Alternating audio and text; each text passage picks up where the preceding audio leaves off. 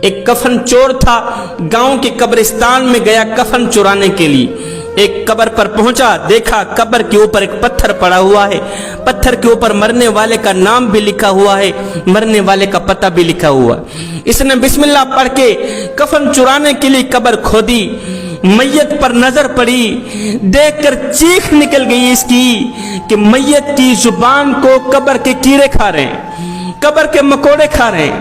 وہ میت کسی عورت کی تھی، اس کی زبان باہر نکلی ہوئی تھی، قبر کے بچھو کھا رہے ہیں، کیڑے کھا رہے ہیں۔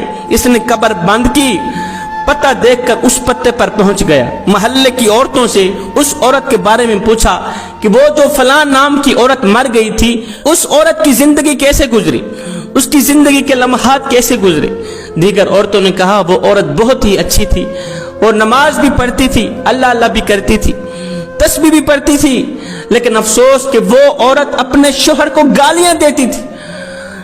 شوہر کو گالیاں دینے والی عورت، ہائے جس زبان سے وہ شوہر کو گالیاں دیتی تھی، آج اس زبان کو قبر کے کیڑے کھا رہے ہیں۔ نماز بھی پڑھتی تھی، لیکن نماز نے اس عورت کو ہرگز نہیں بچایا۔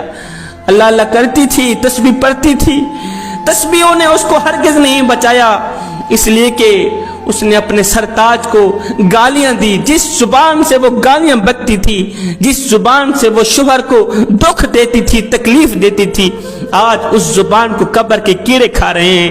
وہ زبان کیڑے مکوڑوں کی غذا بنی ہوئی ہے، اس زبان کو قبر کی مٹی کھا گئی ہے۔ میری ماؤں بہنوں بیٹیوں، خدا را شوہر کی ناشکری نہ کرنا، احسان فراموشی نہ کرنا۔